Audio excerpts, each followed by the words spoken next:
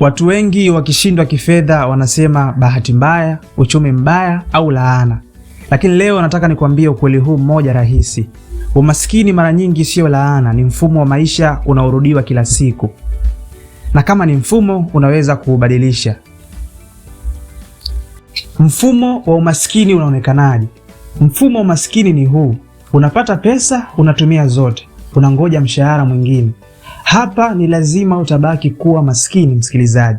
Kwa sababu hakuna saving, hakuna investment, hakuna mpango wa kuongeza kipato. Kwa mantiki hii, hata mara moja huwezi kukua kwa sababu hakuna sehemu ambayo umewekeza, hakuna akiba, lakini pia hauna mpango wowote wa kuongeza kipato. Mwaka lazima utaisha na utabaki kuwa pale pale. Na hiyo sio bahati mbaya, huo ni mfumo. Na mfumo mara nyingi ukiwa unarudiwa mara kwa mara kila mwezi, matokeo hata siku moja hayawezi kubadilika. Mfumo mbovu wa biashara. Watu wengi wanaanzisha biashara kwa hisia.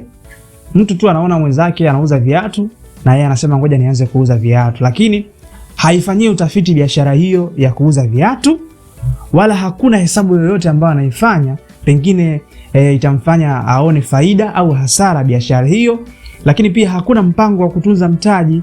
Sasa kama hakuna mpango wa kutunza mtaji, biashara lazima ife. Na baada ya kufa kwa biashara, yule mtu lazima atasema biashara ni ngumu. Lakini hapana, biashara sio ngumu, ni kwa sababu tu amekosa mfumo. Biashara inahitaji kujua wateja wako, biashara inahitaji kujua gharama zako, lakini pia biashara inataka kujua faida yako, lakini pia biashara inataka kujua kutenganisha faida na matumizi. Sasa hapa kwenye faida na matumizi ndio watu wengi wanafeli, kwa sababu mtu anapopata faida kwenye biashara, basi ile faida moja kwa moja yeye anaifanyia kama ni pesa ya matumizi tu.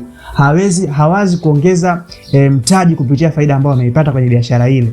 Sasa bila hivyo basi pesa lazima tu itapotea, kwa sababu vitu hivi ndio vitu ambavyo vitamfanya mtu aweze kukua kwenye biashara. Sasa msikilizaji, twende kwenye suluhisho, kwenye mfumo wa kujenga pesa.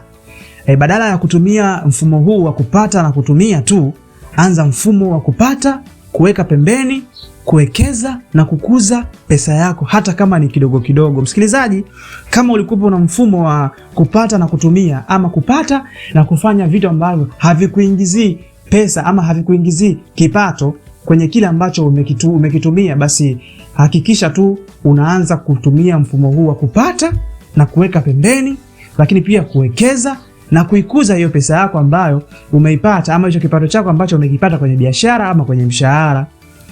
Mfano, ukianza kuweka 10% ya kipato chako pembeni, baada ya miezi 6 utaona tofauti. Lakini pia ukianza kuwekeza faida ya biashara badala ya kula yote, baada ya mwaka mmoja utaona ukuaji mkubwa pia. Nikukumbusha tu msikilizaji, utajiri hauji kwa kuruka. Utajiri unakuja kwa kuongezeka kidogo kidogo.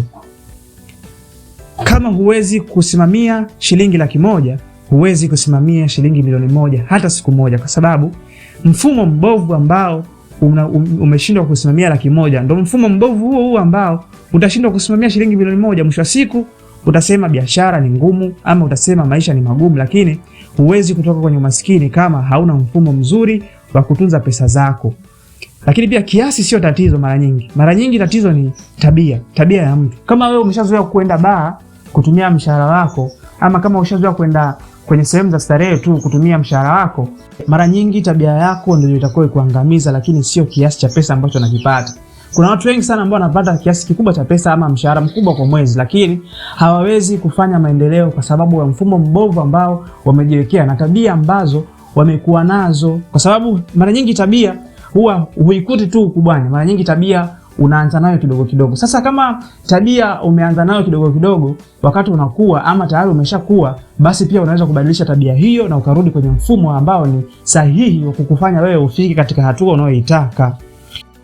Lakini ukirudia makosa yale kila mwezi, usitegemee matokeo mapya msikilizaji. Leo usilaumu hali wala usilaumu serikali, lakini pia usije ukalaumu bahati ukasema labda pengine bahati yangu mimi bado haijafika. Hapana, mfumo tu. Kwa sababu tayari unapokea mshahara ama tayari unaingiza faida kwenye biashara yako, lakini mfumo wako ndo mbovu.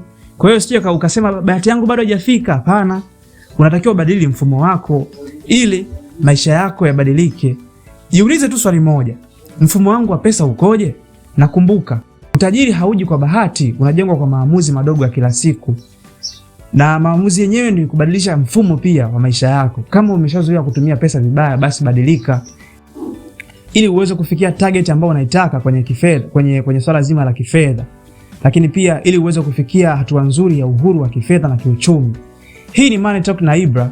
Tunajenga akili kabla ya kujenga account. Na kama kuna changamoto yoyote ambayo unapitia ama una tatizo lolote ambalo unahitaji kusaidiwa, sisi tupo wazi kukusaidia. Lakini pia unaweza kutuandikia kwenye upande wetu wa comments. Lakini pia kama bado hujasubscribe, subscribe ili uweze kupata tips mbalimbali ambazo tutakuwa tunakupitishia hapa kila siku.